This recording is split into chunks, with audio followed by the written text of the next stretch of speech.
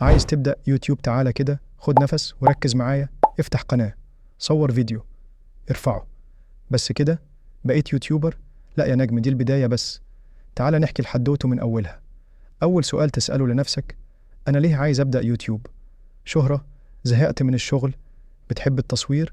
ولا عايز تبعت فيديوهاتك لحد معين وتقول له شفت أنا وصلت؟ أيا كان السبب اعرفه. بعد كده تسأل نفسك: هتكلم عن إيه؟ مش لازم محتوى جامد أو غريب. بتحب الرعب؟ احكي قصص. بتلعب؟ اعمل جيم بلاي. بتطبخ؟ اعمل وصفات. حتى لو بتنام كتير اعملها تجربة. نمت 24 ساعة وشفت إيه في الحلم؟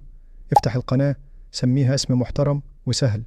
بلاش الجوكر كالأسطورة إكس. اعمل بانر شكل نظيف حتى لو على كانفا. اكتب وصف بسيط، ضيف شوية كلمات مفتاحية. صور أول فيديو.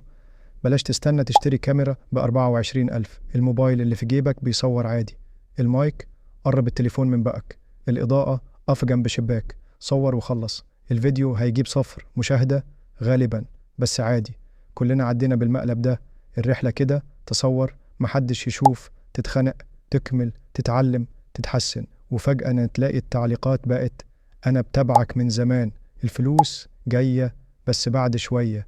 تعلم تركب صوت، تحكي قصة، تعدل صورة. كل يوم هتبقى أحسن، وصدقني لو كملت هتنجح. لو متحمس تبدأ، دوس لايك واشترك، ويا سلام لو مشينا السكة دي سوا.